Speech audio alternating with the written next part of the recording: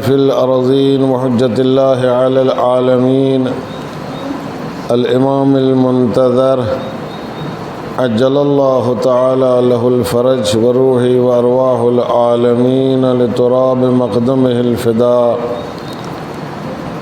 ولعنة الله على أعدائهم أجمعين من ليلتنا هذه إلى صباح يوم الدين.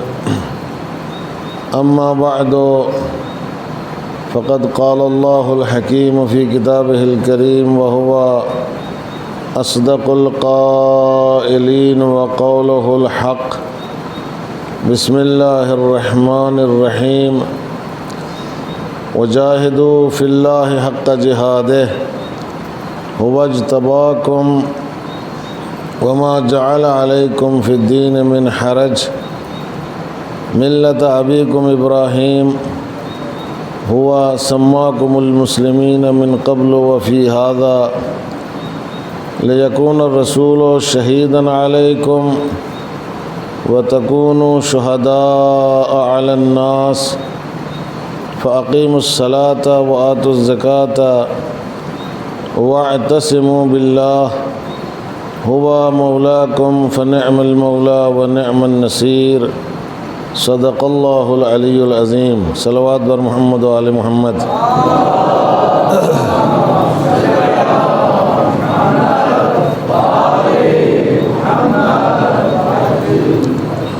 سورہ مبارکہ حج کی آیت نمبر 78 ہے، جس کو میں نے آپ حضرات کے سامنے تلاوت کیا ہے. ارشاد ہو رہا ہے وَجَاهِدُوا فِي اللَّهِ حَقَّ جِهَادِهِ، اور اللہ کی راہ میں جہاد کرو، اور ایسا جہاد کرو جو جہاد کرنے کا حق ہے. هُوَ اجْتَبَاكُمْ، اللہ نے تمہیں منتخب کیا ہے، چنا ہے، برگزیدہ کیا ہے. وَمَا جَعَلَ عَلَيْكُمْ فِي الدِّينِ مِنْ حَرَجٍ، اور اللہ نے دین میں تمہارے لیے سختیاں نہیں رکھی ہیں، دشواریاں نہیں رکھی ہیں، حرج نہیں رکھا ہے. ملت ابیکم ابراہیم، تم اپنے جد ابراہیم کے آئین کی پیروی کرو، ابراہیم کے دین کی پیروی کرو. ہوا سماکم المسلمین من قبل وفی ھذا، اللہ نے تمہیں مسلمان نام دیا ہے پچھلی کتابوں میں بھی اور اس کتاب میں بھی. لیکون رسول شہیدًا علیکم، تاکہ رسول تمہارے اوپر گواہ بنے. وتکونوا شہداء علی الناس، اور تم لوگوں کے اوپر گواہ بنو. فاقیموا الصلاۃ وآتوا الزکاۃ، پس نماز قائم کرو اور زکوٰۃ ادا کرو. واعتصموا باللہ، اور اللہ سے متمسک ہو جاؤ، اللہ سے جڑ جاؤ. ہوا مولاکم، وہی تمہارا مولا ہے، تمہارا آقا ہے. فنعم المولا ونعم النصیر، پس وہ بہترین مولا ہے اور بہترین مددگار ہے. ایک صلوات پڑھے محمد و آل محمد پر.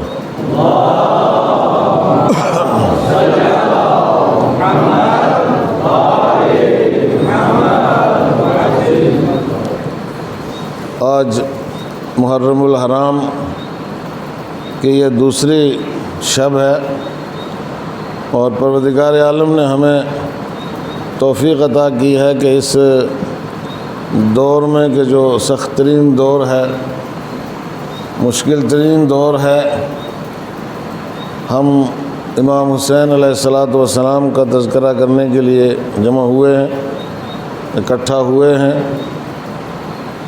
اور پروردگار عالم سے دعا ہے کہ وہ امام حسین علیہ السلام کے صدقے میں یہ جتنی پریشانیاں دنیا میں ہیں ان ساری پریشانیوں کو ختم کرے، اور ایک بار پھر اپنے بندوں کو پہلے جیسی آزادی دے، تاکہ ان کے پاس ایک بار پھر ایک نیا بہانہ جو ہے وہ نہ آ جائے کہ یہ تو کرونا کا دور تھا، اس میں ہم کیا کرتے، کچھ بھی نہیں کر سکتے تھے۔ ایسے میں چونکہ اس میں کرونا کی پابندیاں زیادہ ہیں، جب ہم آزاد تھے تو ہمارے پاس الا ماشاء اللہ بہانے تھے، ایسے میں آزاد تھے تو اتنے بہانے تھے کہ جن کو حساب کتاب میں نہیں لایا جا سکتا ہے۔ اب تو کرونا ہے اور اس کا رونا ہے، تو ظاہر سی بات ہے کہ ہر آدمی اپنے گھر میں بیٹھ کے کرونا کا ہی رونا روتا ہے کہ بھائی اب بچے نہیں جا سکتے ہیں اس لیے کہ کرونا ہے، بزرگ حضرات بھی جو ہے وہ نہیں جا سکتے مجلس میں اس لیے کہ کرونا ہے، اور ہم بھی کچھ نہیں کہہ سکتے ان کو کہ آپ کیوں نہیں آئے، سمجھ میں آیا؟ تو خداوند عالم سے دعا ہے کہ وہ ایک بار اس بہانے کو بھی ہم سے چھین لے، تاکہ پھر ہم ایک بار آزاد ہو کر کے لِیَہْلِکَ مَنْ ہَلَکَ عَنْ بَیِّنَہ وَیَحْیَیٰ مَنْ حَیَّ عَنْ بَیِّنَہ کا مصداق بن جائیں، کہ جو ہلاک ہو اس کے اوپر حجت تمام ہو چکی ہو اللہ کی طرف سے، اور جو حیات پائے اس کے اوپر بھی اللہ کی طرف سے حجت تمام ہو چکی ہو۔ یہ چند دن ہیں محرم کے، اور یہ ہم ہر سال مناتے ہیں، اور عادت کے مطابق جو ہے وہ ان دنوں کو گزار کر کے ہم بغیر اپنے اندر کوئی تبدیلی لائے ایک بار پھر اپنی زندگی شروع کرتے ہیں۔ جبکہ عزیزان گرامی، جب اللہ کی طرف سے اس کے مقرر کردہ ایام آتے ہیں ایام، تو ان ایام کی سعادت اور برکت جو ہے وہ انسان کو حاصل کرنا چاہیے۔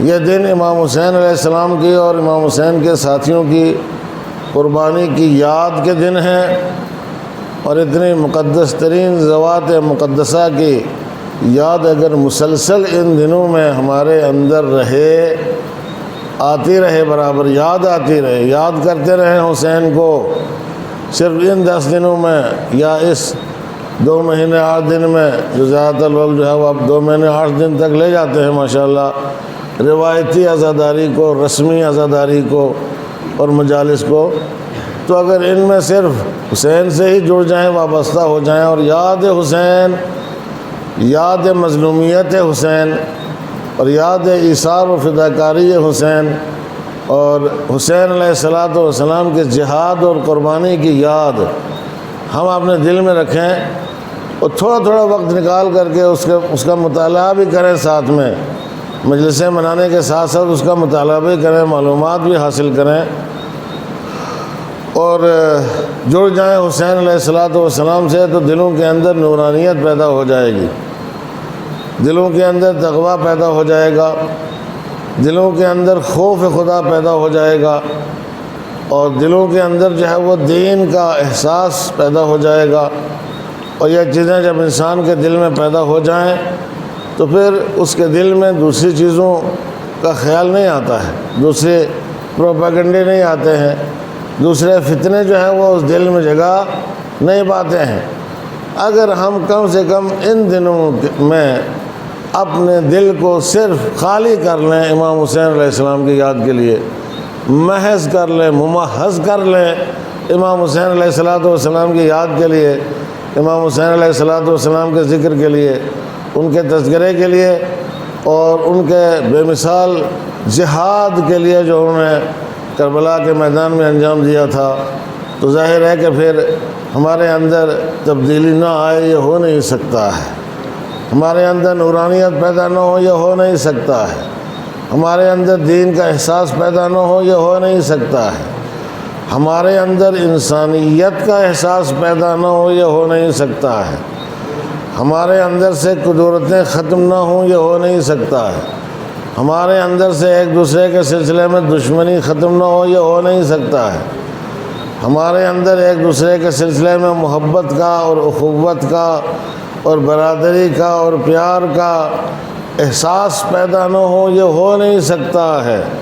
عزیزان گرامی، میں نے کل کی مجلس میں عرض کیا تھا کہ حسین علیہ السلام نے پوری بشریت کے لیے قربانی دی ہے، پوری بشریت کے لیے قربانی دی ہے، اور حسین اپنے ماننے والے کو ایسا ہی دیکھنا چاہتے ہیں کہ جس کے دل میں ایک انسان کی، دو انسانوں کی، ایک محلے کی، ایک بستی کی نہیں، بلکہ پوری انسانیت کی محبت ہو، پوری انسانیت کا احساس اس کے دل میں ہو۔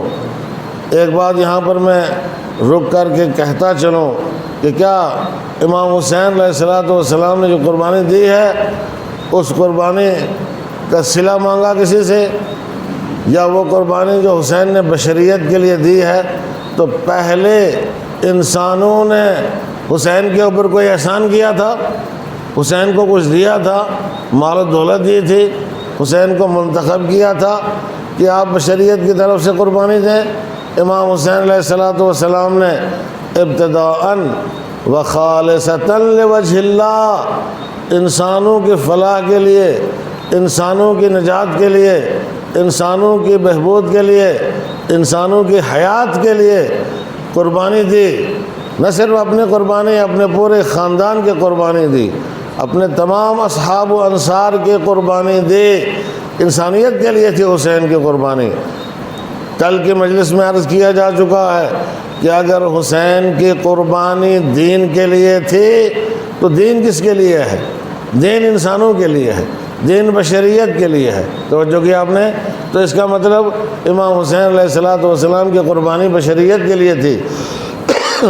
تو جب حسین انسانوں سے اتنی محبت کرتے ہیں تو حسین کے ماننے والوں سے کم اپنے حول و اطراف کا اور اپنے حلقے میں جو انسان آتے ہیں ان سے تو محبت رکھنا چاہیے۔ ایک صلوات پڑھیں محمد و آل محمد پر۔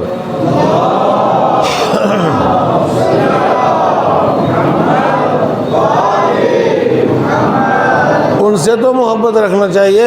میں کیا عرض کر رہا ہوں آپ حضرات کی خدمت میں، یہ اس دور کے جو موضوعات ہیں، ہمارے علاقے کے جو موضوعات ہیں، میں ان پر گفتگو کر رہا ہوں، کیونکہ میں دیکھ رہا ہوں، میرے سامنے ہے، سب کچھ میرے سامنے ہے، پوری خبر ہے مجھے بستی کی، پوری خبر ہے مجھے علاقے کی، پوری خبر ہے مجھے لوگوں کے اخلاقیات کی، لوگوں کے ایک دوسرے کے ساتھ برتاؤ کی، لوگوں کے ایک دوسرے کے ساتھ برخورد کی، پوری خبر ہے مجھے۔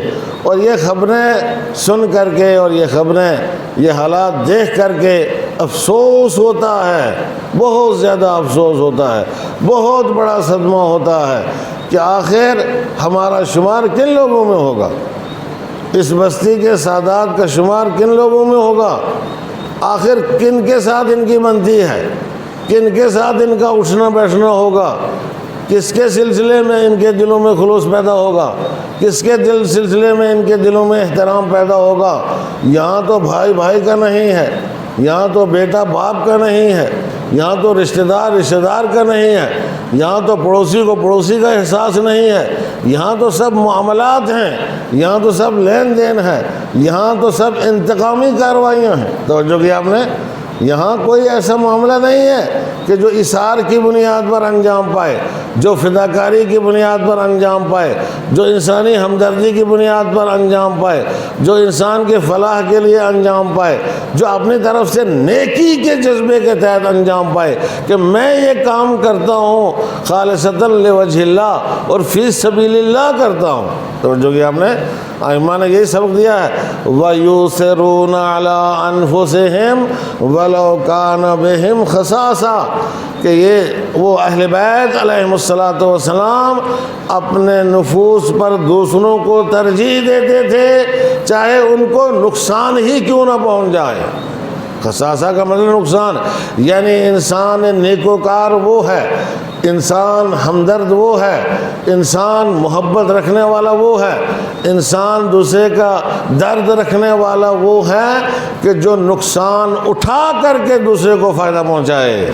ایک صلوات پڑھیں محمد و آل محمد پر۔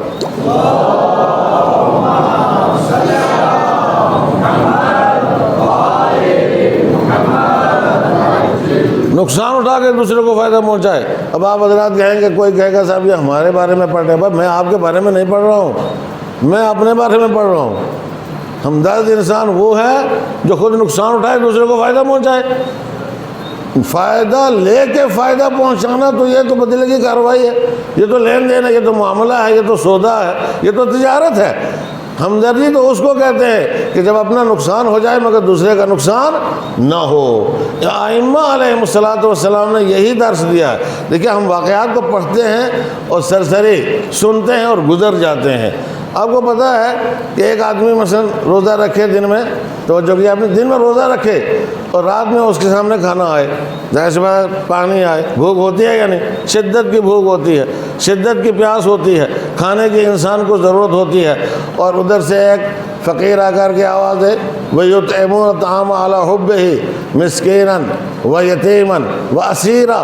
ایک مسکین آ کر کے آواز دے کہ اہل بیت رسول خدا میں بھوکا ہوں، مجھے کھانا کھلاؤ۔ توجہ کیا آپ نے، مجھے کھانا کھلاؤ۔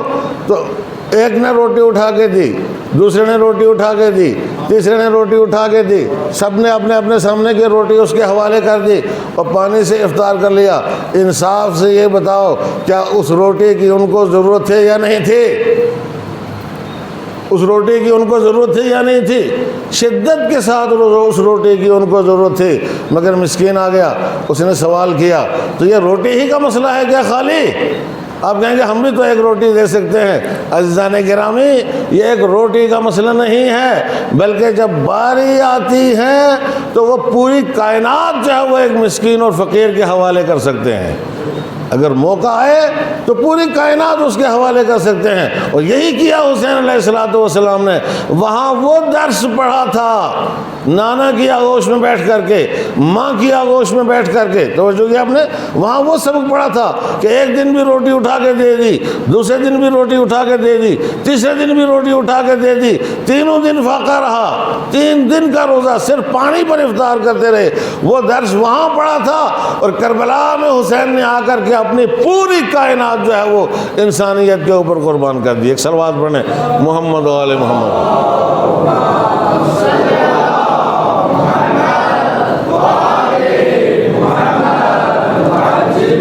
نہیں ہو سکتا ہے حسین کا ماننے والا وہ کہ جو صرف اپنے بارے میں سوچے، وہ حسین کا ماننے والا نہیں ہو سکتا ہے۔ جس کے اندر فداکاری کا جذبہ نہ ہو وہ حسین کا ماننے والا نہیں ہو سکتا ہے۔ عزیزان گرامی، نہیں ہو سکتا۔ فداکاری کہتے ہی اس کو ہیں کہ بغیر کسی توقع کے، بغیر کسی بدلے کے، بغیر کسی معاملے کے، بغیر کسی سودے کے، بغیر کسی تجارت کے دوسرے کے ساتھ معاملہ کیا جائے، دوسرے کا بھلا کیا جائے، دوسرے کو فائدہ پہنچایا جائے، اس کو کہتے ہیں انسانیت، اس کو کہتے ہیں نیکی۔ ورنہ تو معاملات تو چلتے رہتے ہیں ہمارے اور آپ کے دنیا میں، مگر نیکی نہیں ہوتی ہے۔ جو شخص، توجہ کے ساتھ، جو شخص اتنی سی نیکی نہ کر سکے کہ اپنے ایک بھائی کے ساتھ بغیر کسی توقع کے اس کے ساتھ نیکی کرے، توجہ کیا آپ نے، جو اتنی نیکی نہ کر سکتا ہو وہ کیسے یہ دعویٰ کر سکتا ہے کہ میں حسین کا ماننے والا ہوں؟ وہ کیسے یہ دعویٰ کر سکتا ہے کہ میں کربلا والوں کا ماننے والا ہوں؟ اور اس کو کیا حق پہنچتا ہے ان کا نام لینے کا؟ ایک صلوات پڑھے محمد و آل محمد پر۔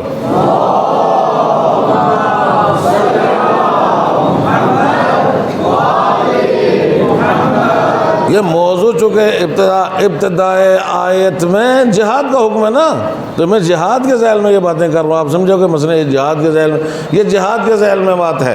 ظاہر سی بات ہے بہت مشکل ہوتا ہے۔ ایک شخص نے مثلا میرا سب کچھ چھین لیا، یا میں نے آپ کا سب کچھ چھین لیا، توجہ کہ آپ نے، میں نے آپ کو نقصان پہنچایا، میں نے آپ کو گالیاں دی، میں نے آپ کے ساتھ برائی کی، توجہ کہ آپ نے، اور پھر اس کے باوجود آپ میرے ساتھ نیکی کریں۔ مشکل ہے، مشکل ہے نا، بہت مشکل ہے، لیکن جہاد اس کو کہتے ہیں۔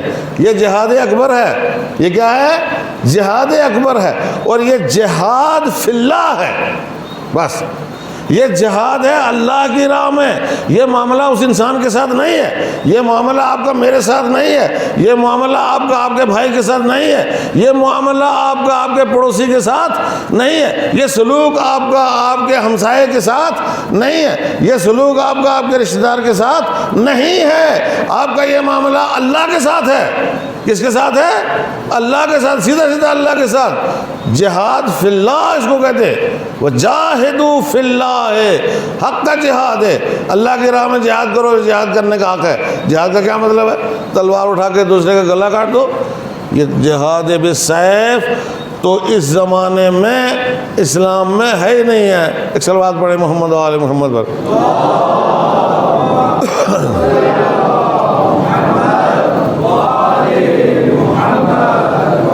زمانہ غیبت میں اسلام میں کوئی جہاد نہیں ہے. کس نے کہا اسلام میں جہاد ہو؟ اس کو قرآن مجید میں آیات جہاد کو پڑھتے ہیں اور اس کے بعد جو ہے وہ مسلمانوں کو بدنام کرتے ہیں, اسلام کو بدنام کرتے ہیں کہ ان کے ہاں جہاد پایا جاتا ہے. بابا ہمارے ہاں جو اصلی اسلام کے وارث ہیں, دین ناب محمد صلی اللہ علیہ وآلہ وسلم کے جو وارث ہیں,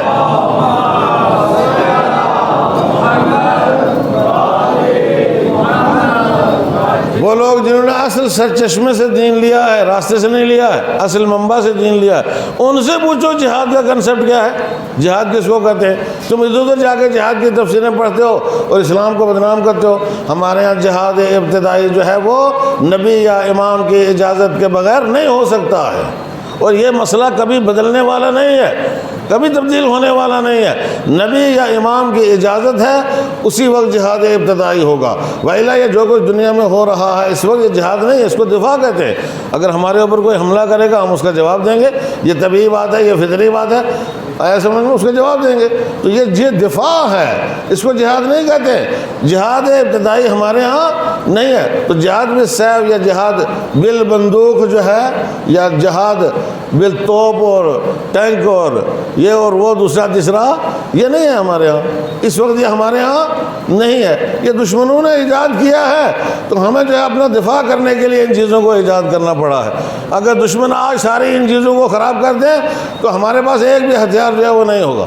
سب ختم کر دیں گے, ہم ایک بھی ہتھیار اپنے پاس نہیں رکھیں گے. دشمن اگر ان کو ختم کریں, توجہ کیا آپ نے.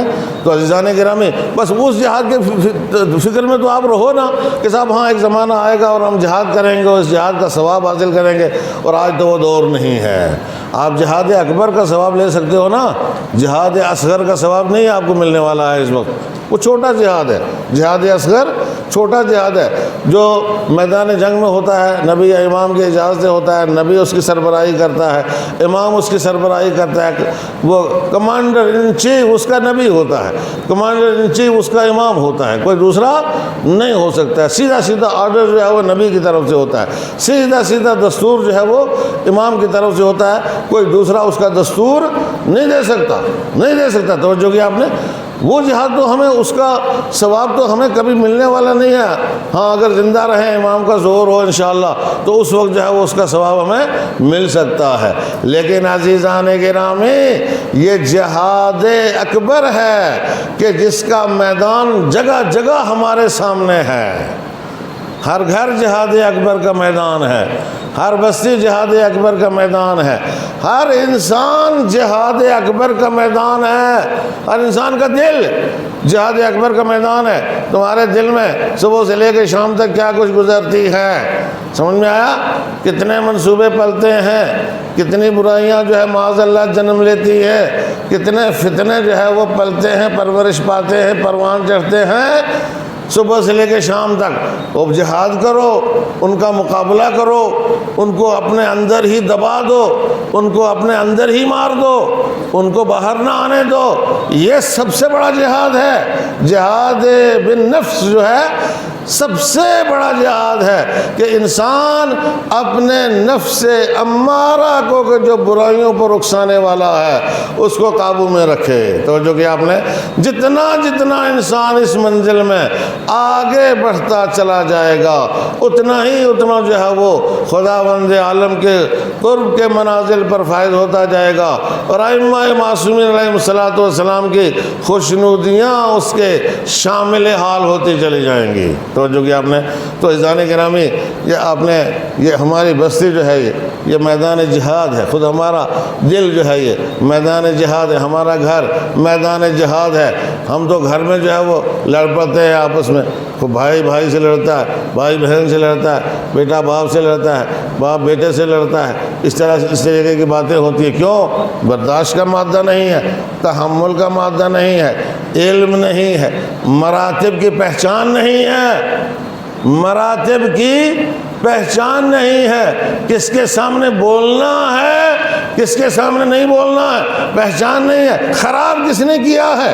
توجہ فرمائے، خراب کس نے کیا ہے؟ کہتے جی ماحول گندا ہے. وہ ماحول کہاں سے آیا جو گندا ہے؟ وہ گھر گندا ہے. توجہ کی آپ نے، وہ گھر خراب ہے، اس نے اپنے بچوں کو خراب کیا ہے. جب ہم آپ بچوں کے سامنے بیٹھ کر کے دوسرے کی برائی کریں گے، منصوبہ بنائیں گے، پلاننگ کریں گے، غیبت کریں گے، گالیاں دیں گے اس کو. توجہ ہوتا ہے گھروں میں معاذ اللہ، ہوتا ہے تقریباً سب میں نہیں ہوتا، وہ ہوتا ضرور ہے. آیا سمجھ میں؟ تو بچے کیا سیکھیں گے؟ بچے وہی سب کچھ سیکھیں گے. بچے کے دل میں اس کے بارے میں نفرت پیدا ہو جائے گی، اور یہ ظلم ہوگا بہت بڑا اس بچے کے اوپر. کیوں بچوں کو ایک دوسرے کا دشمن بناتے ہو؟ بچوں کو ایک دوسرے کا دشمن نہ بناؤ.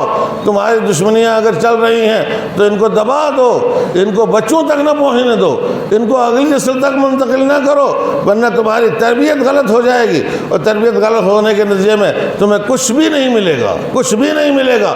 لہذا سب سے اچھا انسان وہ ہے، سب سے اچھا انسان وہ ہے کہ جو فتنہ مٹانے کی کوشش کرتا ہے. توجہ فرمایا آپ نے. سب سے اچھا انسان وہ ہے کہ جو فتنہ مٹانے کی کوشش کرتا ہے، اور سب سے برا انسان وہ ہے کہ جو فتنہ برپا کرنے کی کوشش کرتا ہے. ایک صلوات پڑھیں محمد و آل محمد پر.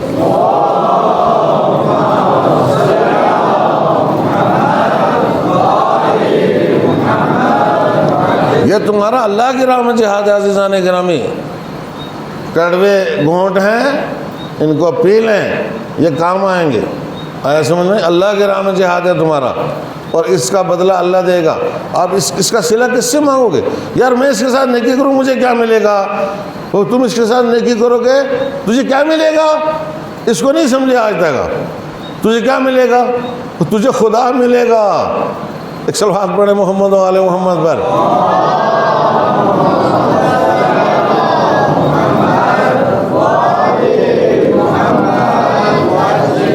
تجھے کیا ملے گا؟ تو اس کے ساتھ نیکی کر، تجھے خدا ملے گا. تو اس کے ساتھ نیکی کر جو تیرے ساتھ دشمنی کرتا ہے، تجھے خدا ملے گا، تجھے اہل بیت ملیں گے. توجہ کیا آپ نے. اور اس کے اوپر کیا چاہیے بھائی؟ تجھے خدا ملے گا، اہل بیت ملیں گے. توجہ کیا آپ نے. اس سے بڑھ کر اور تمہیں کیا چاہیے ہے؟ یہ کیا ہے؟ اگر ہم اس کے ساتھ نیکی کر کے بول جائیں، فراموش کر دیں، ہمیں اس کے پیچھے جانے کی ضرورت نہیں ہے. تو اپنے آپ کو سدھارو، اپنے آپ کو سنوارو.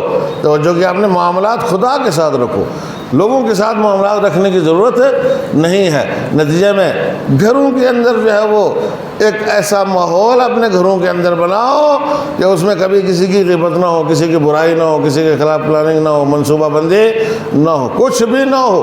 اپنے معاملات پروردگار عالم کے اوپر چھوڑ دو. جب تمہارا معاملہ خدا کے ساتھ صحیح ہوگا تو پروردگار عالم لوگوں کے ساتھ جو تمہارے مسائل ہیں، جو تمہارے معاملات ہیں، ان کی خود بخود اصلاح فرما دے گا. ایک صلوات پڑھیں محمد و آل محمد پر.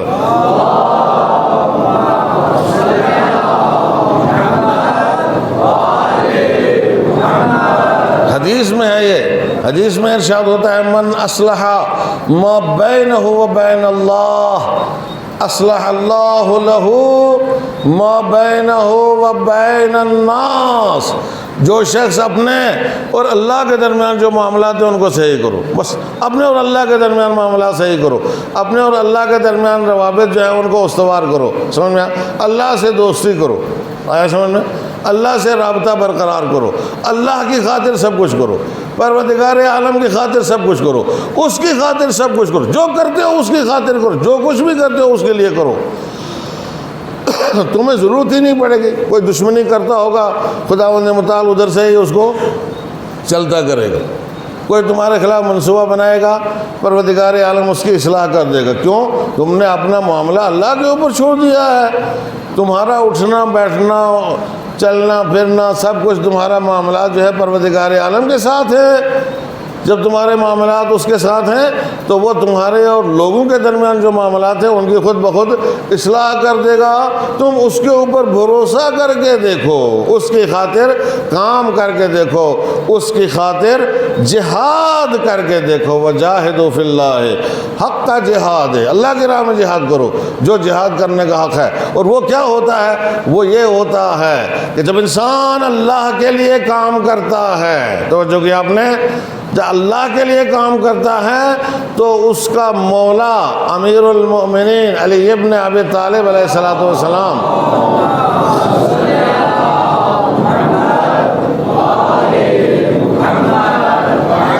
کہ ہم تو اللہ کے لیے بھی جب کام کرتے ہیں تو اس سے بھی کسی اجر کی توقع نہیں رکھتے ہیں۔ ایک صلوات پڑھیں محمد و آل محمد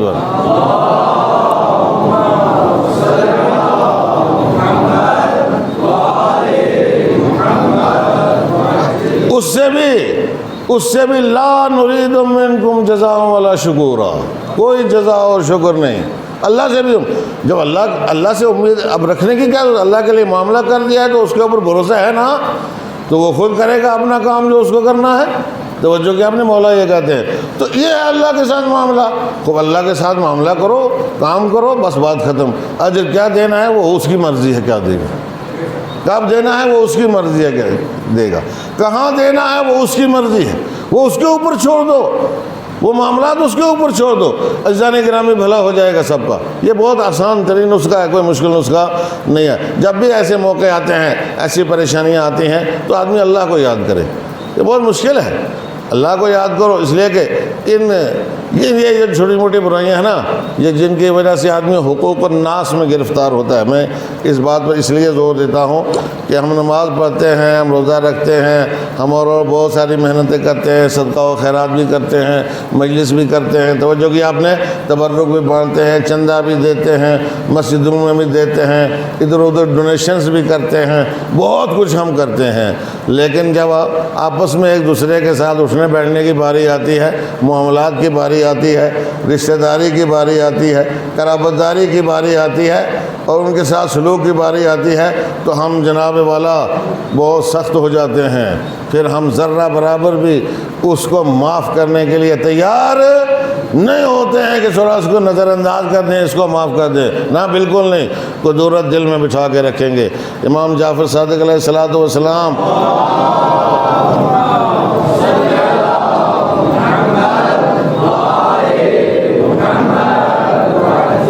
فرماتے ہیں کہ وہ مومن نہیں ہے جو 3 دن تک دوسرے مومن سے روٹھا رہے، بس صرف 3 دن ہے، 3 سے آگے بڑھا تو ایمان سے خارج ہو گیا، چاہے جتنا مرضی بڑا بکرات کیوں نہ ہو۔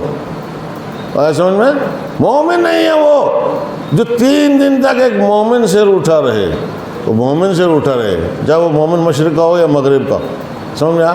اگر ایک مغرب کا رہنے والا ہے، ایک مشرق کا رہنے والا ہے، دونوں مومن ہیں، دونوں ایک ساتھ ہو گئے، اب ان میں کوئی کہنا کہا سنی ہو گئی، آپس میں روٹ گئے، 3 دن کے اندر اندر سلو کرو، تمہارے سے کیا لینا دینا، کچھ نہیں، کوئی رشتہ داری ہے کچھ نہیں ہے، لیکن مومن ہو، انما المؤمنون اخوہ، 3 دن کے اندر اندر سلو کرو۔ اگر سلو نہیں کیا ایمان سے خارج، ایمان سے خارج ہو گئے دونوں۔ تو عزیزان گرامی یہ تو مومن کی بات ہے، چاہے جائے کہ رشتہ داری کی بات ہو، چاہے جائے کہ قرابت داری کی بات ہو۔ ہمارے یہاں کون سی رشتہ داری آخر ایسی ہے کہ جس کا ہم لحاظ کرتے ہیں؟ مجھے کوئی ایک رشتہ داری تو بتاؤ یار اس کا ہم بہت لحاظ کرتے ہیں، ہے کوئی ایسی؟ مجھے نہیں لگی نا اس وقت تک۔ اگر ہم باپ کا بھی احترام کرتے ہیں اس لیے کرتے ہیں کہ اس سے کچھ مل رہا ہے۔ ایک صلوات پڑھے محمد و آل محمد۔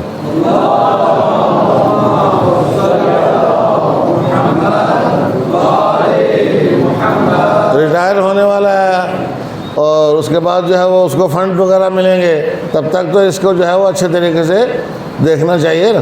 ہاں، جس باپ سے کچھ ملنے کی توقع نہیں ہوتی ہے بس اس کو کیا کرنا ہے، اس کے لیے تو صرف لمحے شماری کرنا ہے کہ کب ملک الموت آئے اور اس کو لے کے جائے، ہماری جان چھوٹے۔ آیا سمجھ میں؟ تو پھر ہماری کون سی رشتہ داری ہے بھائی؟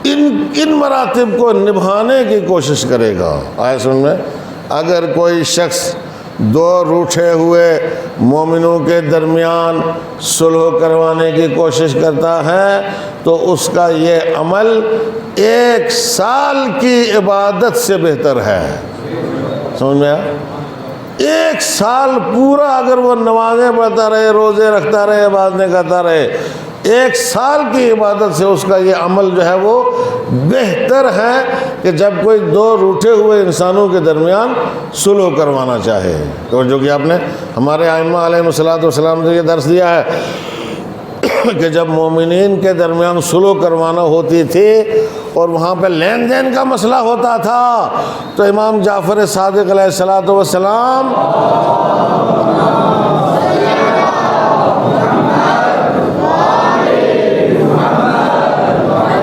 اپنا مال دے کے سمجھے، جو مطالبہ کرتا تھا، کسی کوئی مطالبہ ہوتا تھا اور دوسرے فریق کے پاس نہیں ہے دینے کے لیے، تو اپنا مال دے کے دونوں کے درمیان صلح کروا دیتے تھے۔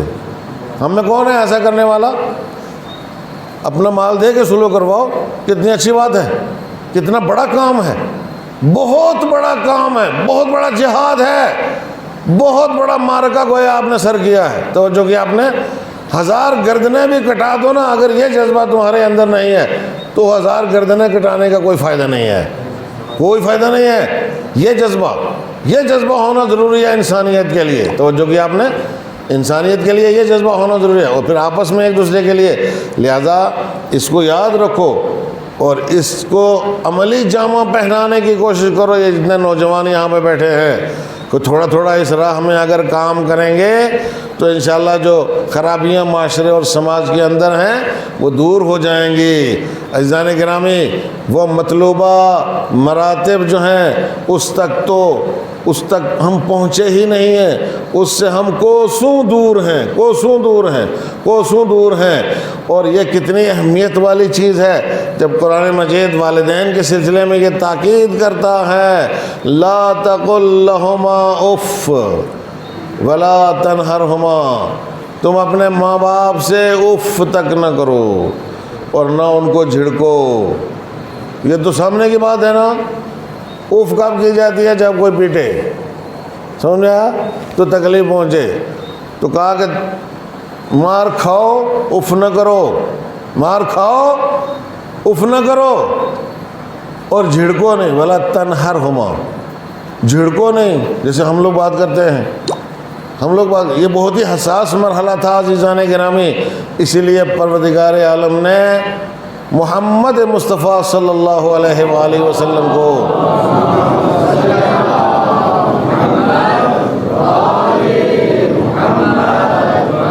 اس ذمہ داری سے بری رکھا۔ پیغمبر کے والدین بچپنے میں ہی چلے گئے تھے، سمجھ میں اس ذمہ داری سے بری رکھا کہ بہت مشکل مرحلہ ہے، لیکن اگر آدمی اس مرحلے کو سر کر جائے تو جو کہ آپ نے، تو اس کا بہت بڑا اجر ہے، بہت بڑا اجر ہے جس کا اندازہ نہیں لگایا جا سکتا ہے۔ ہم میں سے کتنے اس نسخے کے اوپر عمل کرتے ہیں؟ کتنے عمل کرتے ہیں اس نسخے کے اوپر؟ اصل بچوں کا تو منہ بنا ہی رہتا ہے ہر وقت ماں باپ کے سامنے، اف تو کہنا دور کی بات ہے، بگڑے ہی رہتے ہیں ہر وقت، تنے رہتے ہیں ہر وقت۔ ایسا انہوں نے کچھ جو نہیں بولتے تو اندر سے جو ہے وہ ابلتے رہتے ہیں کہ کب جو ہے وہ بات نکالیں منہ سے، نہیں نکالتے، تنے۔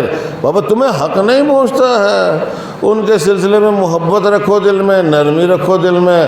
وَقُلْ لَهُمَا قَوْلًا كَرِيمًا، اور ان کے ساتھ کریمانہ انداز میں بات کرو، نہایت ہی نرمی کے ساتھ بات کرو۔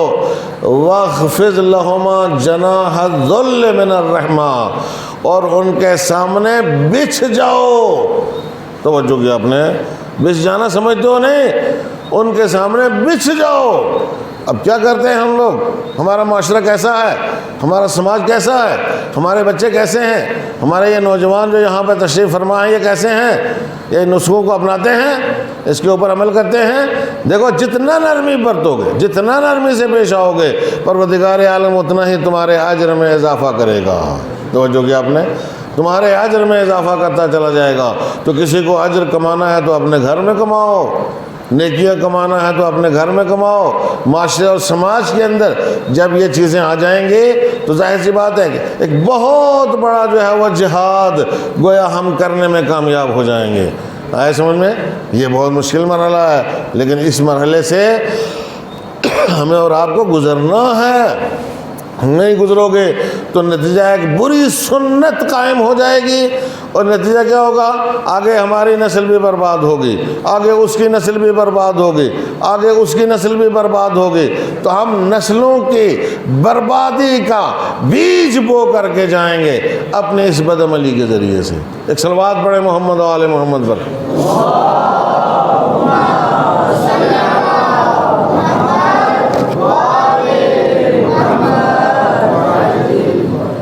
تو جب یہاں جتنے نوجوان بیٹھے ہیں ماشاءاللہ سب کے والدین زندہ ہیں. آیا سمجھ میں؟ خوب. تو یہ نسخہ قابل عمل ہے یا نہیں ہے؟ ہاں کیا کریں؟ آپ لوگوں سے حلف لیں مسجد میں، وعدہ کروائیں کیا؟ بولے نا. سمجھ میں آیا نہیں کیا کہا میں نے؟ سمجھ میں آ گیا؟ کہا سوچیں کہ گھر جا کے کیا کرنا ہے. ایک صلوات پڑھیں محمد و آل محمد.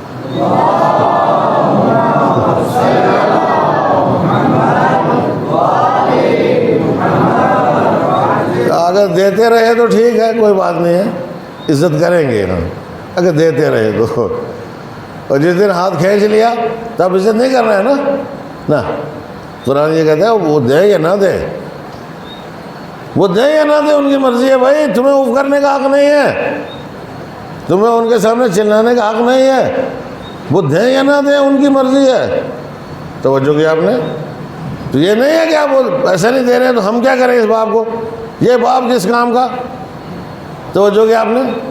اور بعض دفعہ تو یہ ہے کہ مثلا جب کہیں میاں بیوی میں لڑائی ہو جاتی ہے تو بچے جو ہے ماں کی طرف ہو جاتے ہیں کہ یہ باپ بہت بیکار ہے، میری ماں سے اس کی نہیں بنتی ہے. تو تمہیں کوئی حق نہیں پہنچتا ہے بھائی، تمہیں کوئی حق نہیں پہنچتا ہے. تو جو کہ آپ نے تمہارے لیے دونوں کا مرتبہ جو ہے وہ برابر ہے، وہ دونوں کا دھیان رکھنا تمہارے لیے ضروری ہے. فاصلے ہو بینہما، دونوں کے درمیان سلو کرواؤ. آگے سننا، سلو کرواؤ. یہ سب سے اچھا کام ہے سلو کروانے والا. تو عزیزان گرامی یہ مذاق کی بات نہیں، معمولی بات نہیں ہے. یہ بہت بڑی کمی ہے سماج اور معاشرے کے اندر، اور جس کی وجہ سے بہت بڑی نحوست ہے ہمارے سماج اور معاشرے میں، بہت بڑی نحوست ہے. توجہ کہ آپ نے یہ جتنی بڑی نحوستیں آ رہی ہیں یہ سب اسی چیز کی وجہ. اور آج کا سماج اور آج کا معاشرہ، آج کی سوسائٹی، آج کا ماڈرن زمانہ، آج کا یہ ٹی وی، آج کا یہ پروگرام جو جتنے بھی آپ لوگ دیکھتے ہو، ان میں تو اس طرح کی کوئی بات ہے ہی نہیں ہے نا. ان میں تو رائٹس کی بات ہوتی ہے کہ بچے کا رائٹ ہے، بچے کا حق ہے. آیا سمجھ میں؟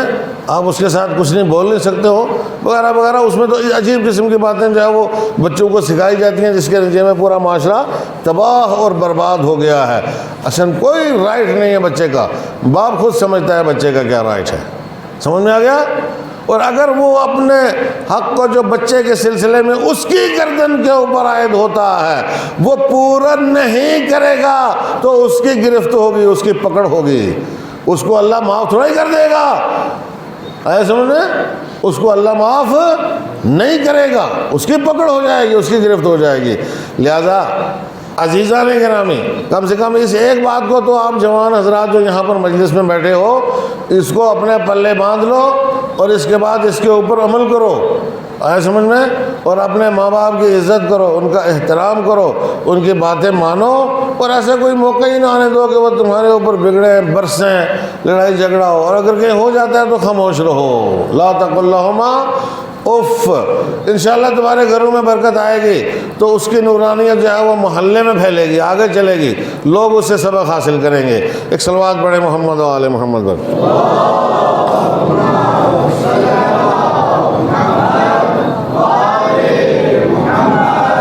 یہی ہے وجاہدوا فی اللہ حق جہاد ہے.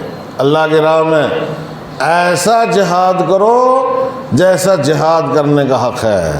اصل انسان کی پوری زندگی جہاد ہے، پوری زندگی میں جہاد ہی جہاد ہے. ہر مسئلے میں جہاد ہے، ہر معاملے میں جہاد ہے. توجہ کہ آپ نے، ہر معاملے میں جہاد ہے. اور یہ جہاد انسان کو انجام دینا چاہیے اور جب تک اس کے لیے انسان تیاری نہیں کرے گا، اپنے آپ کو آمادہ نہیں کرے گا، اس مرحلے کو سر نہیں کر پائے گا۔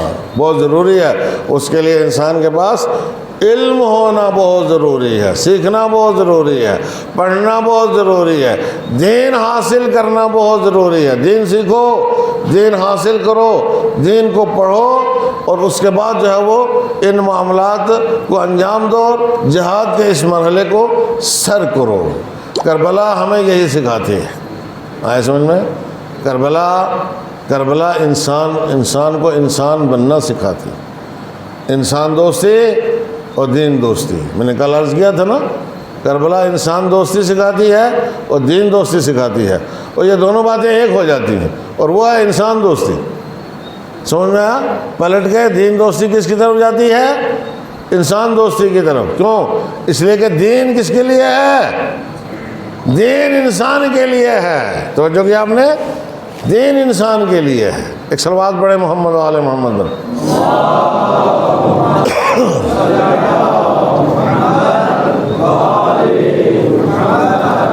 چنانچہ آپ نے دیکھا نا، یہ کورونا کا زمانہ جو ہے، اس میں آپ نے دیکھا کتنی ساری چیزیں بدل گئیں۔ نماز جمعہ نہیں ہو رہی ہے، توجہ کہ آپ نے اگر ہوگی بھی تو بہت فاصلے سے، نہایتی احتیاط کے ساتھ، اور بہت عرصے تک تو نہیں ہوئی۔ اور یہ حیرت کی بات ہے کہ دنیا کی سب سے بڑی نماز جمعہ جو ہے وہ تہران یونیورسٹی کی نماز جمعہ تھی، لیکن نہیں ہو رہی ہے۔ نہیں ہو رہی کیوں؟ بابا وہ یہی کہتے ہیں پہلے انسانوں کو بچانا ضروری ہے، اس کے بعد نماز ہے۔ بھئی یہ بندے ہوں گے تو نماز پڑھیں گے نا، اگر یہی نہ ہو تو نماز کہاں جائے گی؟ آئے سمجھ میں؟ تو یہی بات ہے، نماز دین کا رکن ہے، دین کا جز ہے، آئے سمجھ میں؟ اور یہ جو ہے انسان کے لیے ہے، تو پورا دین کس کے لیے ہے؟ انسان کے لیے ہے۔ اور اگر حسین نے کربلا کے میدان میں قربانی دی ہے تو دین کی خاطر دی ہے، اس میں تو کوئی دو رائے نہیں ہے نا۔ تو یہ چیز پلٹتی ہے کس کی طرف؟ کہ حسین نے کربلا میں قربانی دی ہے، انسانیت کی خاطر قربانی دی۔ آئے سمجھ میں؟ تو حسین کو یہی توقع ہے اپنے ماننے والوں سے، یہی توقع ہے اپنے چاہنے والوں سے کہ تم بھی انسانیت کی خاطر قربانی دو۔ توجہ کیا آپ نے؟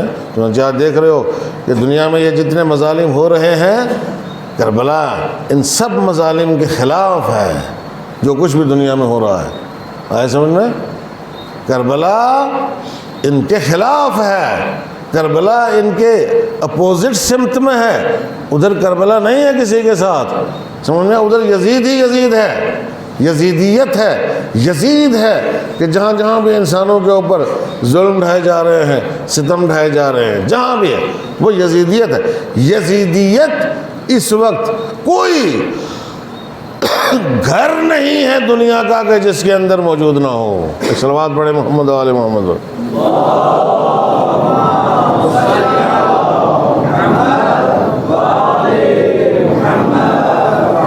بابا کوئی گھر نہیں ہے جس میں یزیدیت موجود نہ ہو، ذرا سا بھی جو خرابی ہوتی ہے گھر میں وہ یزیدیت ہے۔ تو جو کہ آپ نے وہ کیا ہے؟ یزیدیت ہے۔ ذرا سے برائی کسی گھر میں ہے وہ کیا ہے؟ یزیدیت ہے۔ تو اگر ہے تو پھر یزیدیت ہے، یہ نہیں ہونا چاہیے، ختم، ان کو ختم ہونا چاہیے۔ یہ امام حسین علیہ السلام نے سکھایا ہے۔ اور ظاہر سی بات ہے کہ حسین کو توقع ہے کہ یہ میرے چاہنے والے جو ہے وہ میرا ساتھ دیں گے، میرا ساتھ دیں گے میرے چاہنے والے۔ آئے سمجھ میں؟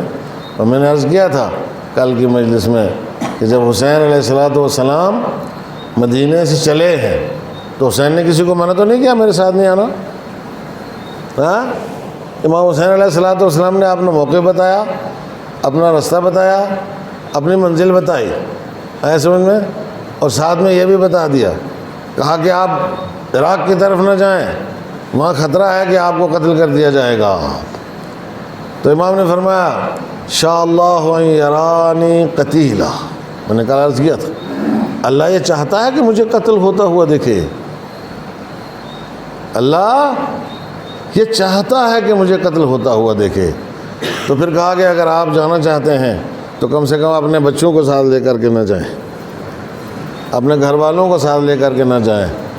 تو امام علیہ السلام نے فرمایا، وہی جواب دیا، شاء اللہ ان یراہن السبایا، اللہ یہ چاہتا ہے کہ جو میرے ساتھ بیویاں ہیں، یہ اہل حرم ہیں، ان کو قیدی بنتا ہوا دیکھیں۔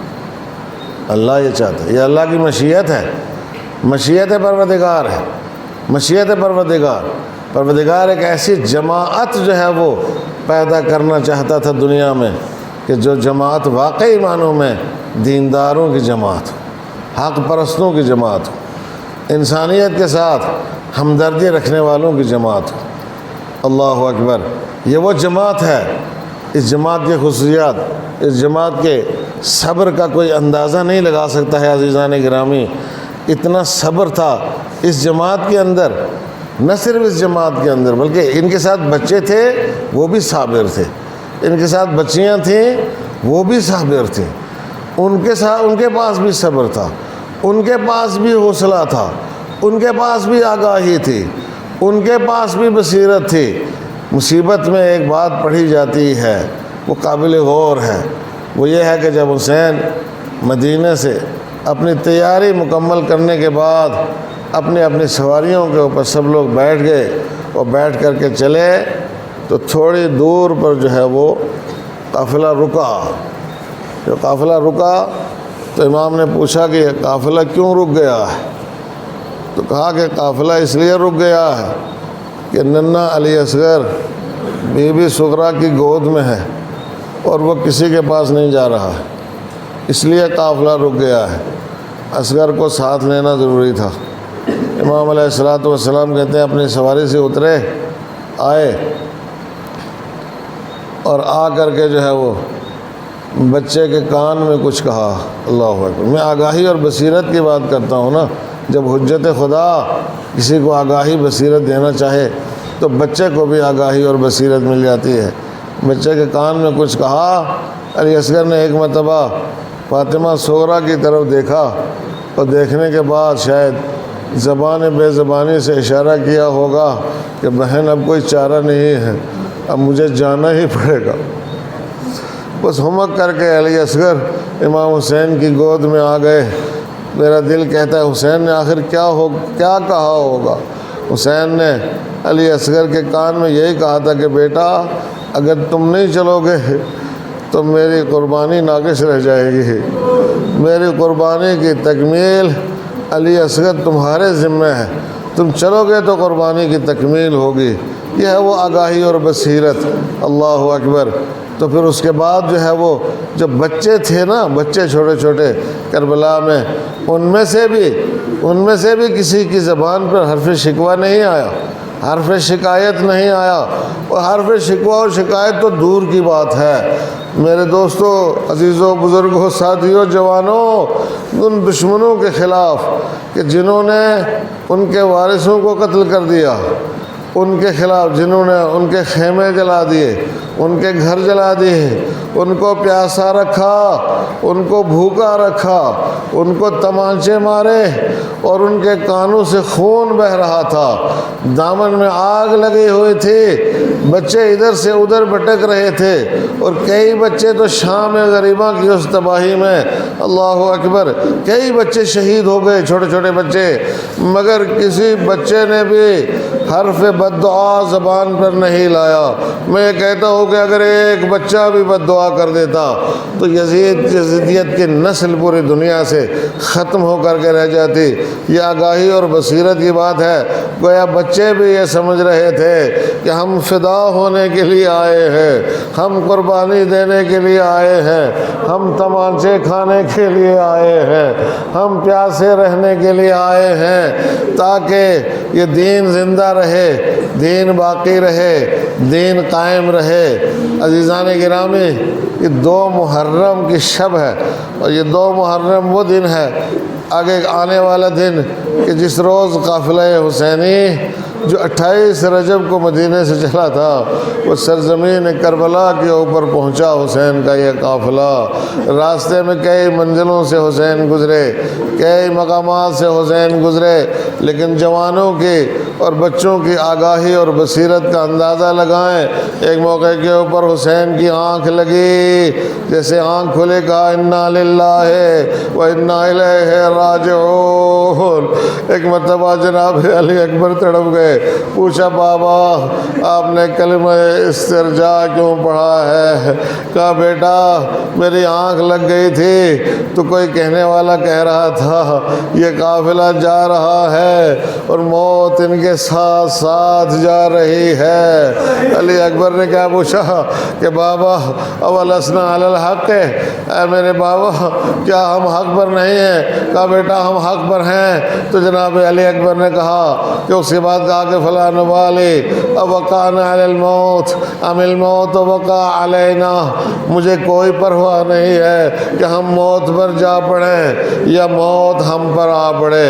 اللہ اکبر، یہ آگاہی کی بات، یہ ہے بصیرت کی بات۔ ایک منزل پر حسین پہنچتے ہیں، حسین پہنچے ایک منزل پر اور ایک مرتبہ بیٹھے ہوئے تھے کہ اچانک حسین علیہ الصلوۃ والسلام اٹھ کر کے کھڑے ہو گئے، کوفے کا رخ کیا اور کہا وعلیکم السلام یا اخی، اے میرے بھائی تم پر میرا سلام ہو۔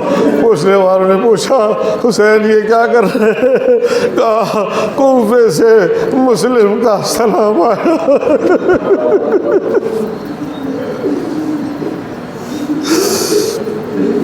اس کا جواب دے رہا ہو۔ تھوڑی دیر گزری تھی، مسلم کی شہادت کی خبر حسین کو ملی۔ حسین نے مسلم کی چھوٹی بچی کو بلایا، اپنے قریب بلایا، دلاسے دیے، سر پہ ہاتھ پھیرا، کہا مجاہر آپ تو اس طریقے سے سر پہ ہاتھ پھیر رہے ہیں جیسے میں یتیم ہو گئی ہوں۔ کہا بیٹا تمہارا باپ مارا گیا ہے مگر تم اپنے آپ کو یتیم نہ سمجھنا۔ میں کہوں گا میرے مولا اور آقا حسین اس وقت کیا ہوگا جب سکینہ کے دامن میں آگ لگی ہوگی، شمر تماچے مارے گا تو سکینہ سوچے گی کہ بابا کل تو آپ نے یتیم مسلم کے سر پہ آگ پھیرا تھا، آج کون ہے جو میرے سر پہ ہاتھ پھیرے اور مجھے تسلی دے، مجھے دلاسا دے۔ الا لعنۃ اللہ علی القوم الظالمین فسيعلم الذين ظلموا أي منقلب ينقلبون إنا لله وإنا إليه راجعون بقضائه وتسليما لأمره۔